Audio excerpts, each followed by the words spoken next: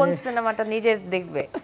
3টা টিকিটই সামনে রাখা আছে। হ্যাঁ, ভেরি ডিফিকাল্ট এটা বলা, খুবই ডিফিকাল্ট। তবে ওই হিসাব যদি আমি করি, আমি প্রথমে দেখব দাগি। কারণ হচ্ছে কি, দাগিতে আমার চরিত্রটা অত্যন্ত চ্যালেঞ্জিং।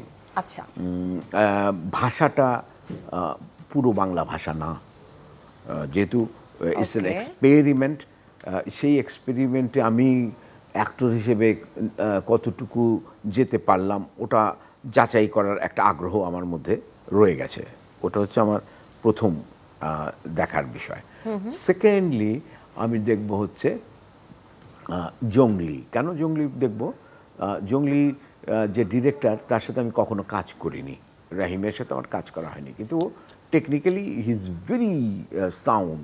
সো ওই ছবিটা দেখবার একটা শখ আছে যে ও কেমন বানালো। আর বরবাদ, ওই পরিচালকের সাথেও আমি পরিচিত, আর সাকিবের সাথে আমি প্রচুর কাজ করেছি, মানে কম করে হলেও অন্তত 7-8টা ছবি করে ফেলেছি, যেটাতে ও আর আমি একদম ভিলেন হিসেবেও আমি কাজ করেছি, বা একদম অপোনেন্ট হিসেবে কাজ করছি। সেটা নবাব এলএলবি বা দেবদাস থেকে শুরু হয়েছে। তো যেহেতু এই তো প্রেম, দেবদাস, এগুলো তো আগেকার ছবি, 35-এ করা ওগুলো। তো ওই যেহেতু ওর ছবিটার ব্যাপারে তো আমি নিশ্চিত ওটা আমি দেখব। ওটা তো সবাই, তবে আমার দেখার ওটা তো সবাই যাবেই। তবে আমার দেখার পিছনে টিকিট যদি পাই সেরকম করে, এটা একটা ফ্যাক্টর। এটা একটা ফ্যাক্ট। তাহলে সেলিম ভাই টিকিট?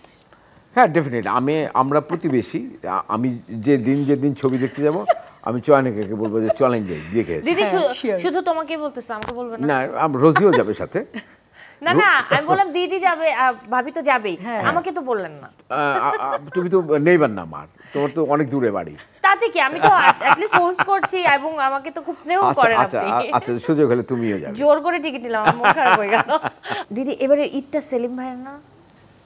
পুরাই সেলিম ভাই কিন্তু প্রতিবারই থাকে, তুমি মনে জানো না? গতবার অবশ্যই, গতবার আমি জানবো না কেন, গতবার আমি তার সিনেমা নিয়ে কাজ করেছি, এবং আমি যদি বলি যে সদ্যই দাগের টিজার মুক্তি পেয়েছে, যেখানে দেখেছি, তার আগে বরবাদে দেখেছি সেলিম ভাইকে, এবং আমি যদি ভুল না করি জংলিতেও সেলিম ভাই আছেন।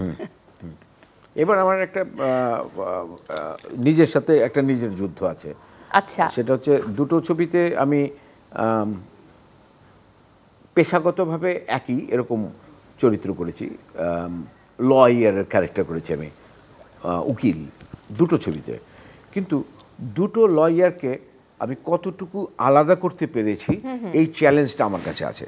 এখন দর্শকরা দেখবে যে আমি চ্যালেঞ্জটাকে পার করতে পেরেছি কিনা।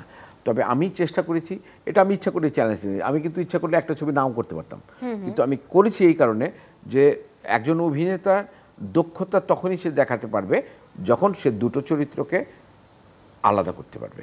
ওই জায়গা থেকে আমি চেষ্টা করেছি, আমি বাকিটা ছেড়ে দিলাম দর্শকের কাছে। আমি জানি না, আমি এতটুকু শিওর যে সিনেমায় মানে একদম ক্লাইম্যাক্স বা খুব মজার যেই বিনোদনটা, সেটা সেলিম ভাইয়ের উপস্থিতিতেই পাবো।